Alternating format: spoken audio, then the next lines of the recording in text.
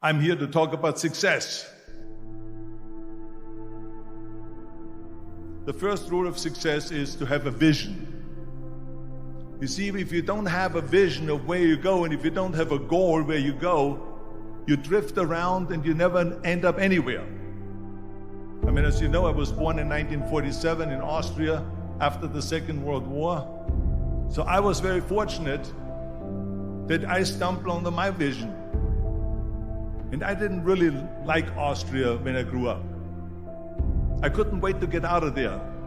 I couldn't see myself becoming a farmer or a worker in a factory or anything like that, even though my parents wanted me to stay there and have a normal life. But that was their vision, not mine. My vision was totally different. I felt that I was born for something special, for something unique, for something big.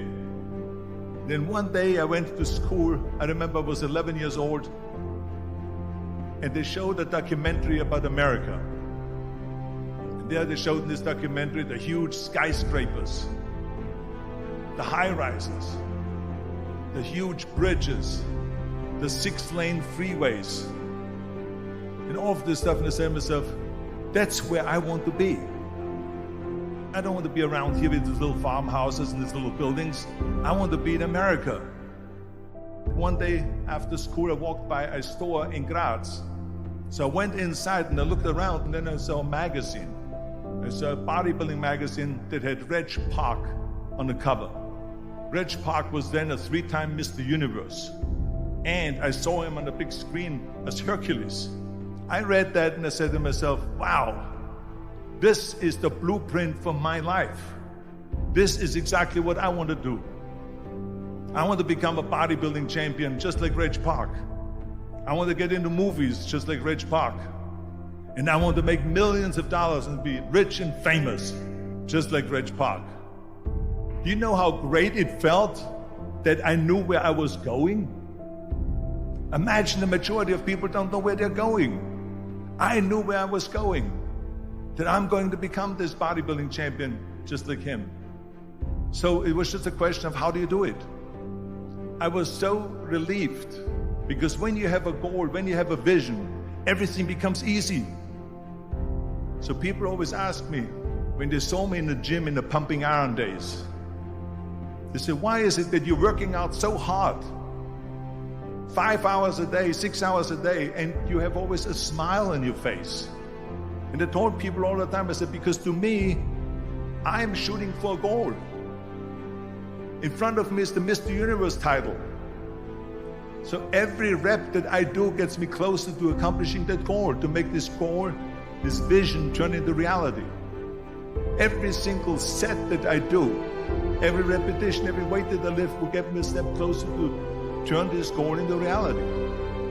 So I couldn't wait to do another 500-pound squat. I couldn't wait to do another 500-pound bench press. I couldn't wait to do another 2,000 reps of sit-ups. I couldn't wait for the next exercise.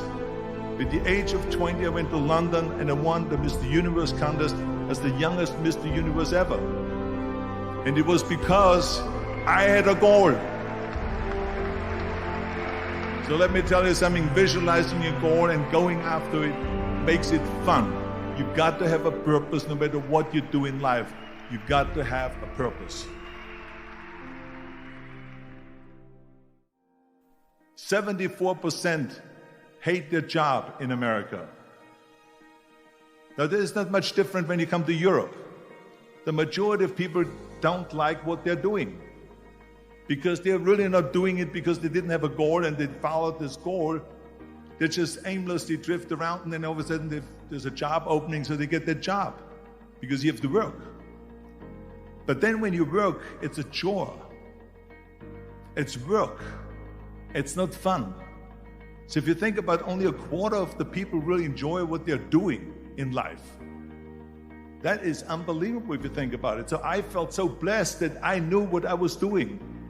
It's like a medical student that studies and knows he wants to become a doctor. You know where to go. And the same thing is also in politics. I remember that in politics, I had a very clear vision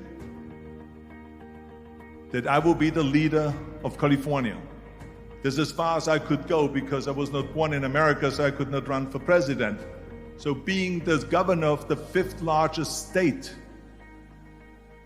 the largest state, the fifth largest economy in the world, was for me really the ultimate title, the ultimate accomplishment in politics. So even though people came up to me and says, why don't you go and run for something smaller, you're never gonna make it. I ran for governor, and then 2 months later I became governor of the state of California. Again, because I had a very clear vision what I'm gonna do with California. So that's rule number one, have a vision. Rule number two is, don't listen to the naysayers. Don't listen to the naysayers.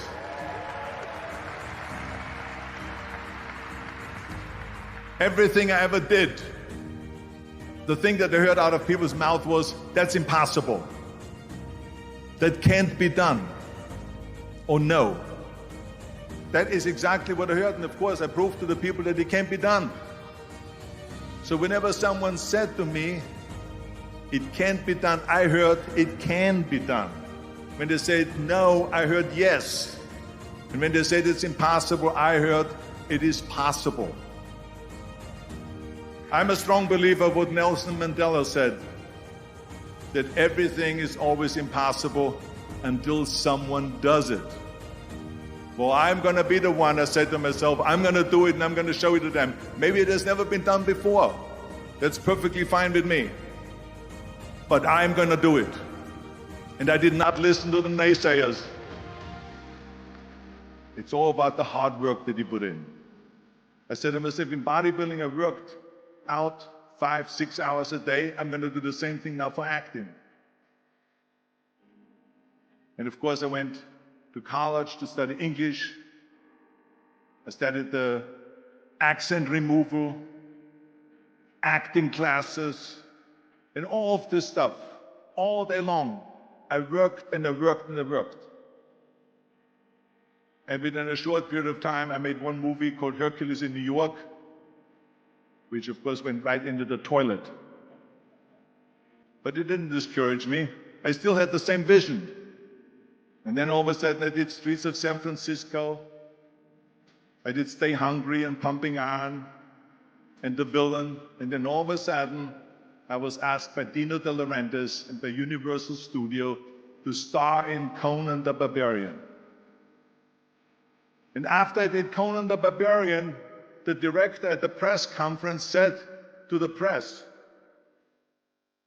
the director was John Milius, he said to the press, if we wouldn't have had Arnold, we would have had to build one. So think about that. The very body that they said can never be sold because the time is wrong. A few years later, I'm doing Conan the Barbarian, and it was the #1 hit at the box office when it came out in the summer of '82. Think about that. And the director says, if we wouldn't have had his body, we would have had to build one. So all of a sudden, my body became an asset, not a liability. And the same thing was with Terminator. After we were finished filming Terminator, Jim Cameron said to the press, if Arnold wouldn't have had that accent and talked like a machine, I think the movie wouldn't have worked. So think about that. The body and the accent that they attacked was an asset. But I didn't listen to those losers. I didn't listen to them at all. This is just the reality of it, is that you cannot listen to the naysayers. So this is a very important lesson for all of you. So when someone says, no, this is a stupid idea, you in your mind, you don't have to say it, but in your mind just say this, you're asshole. What do you know?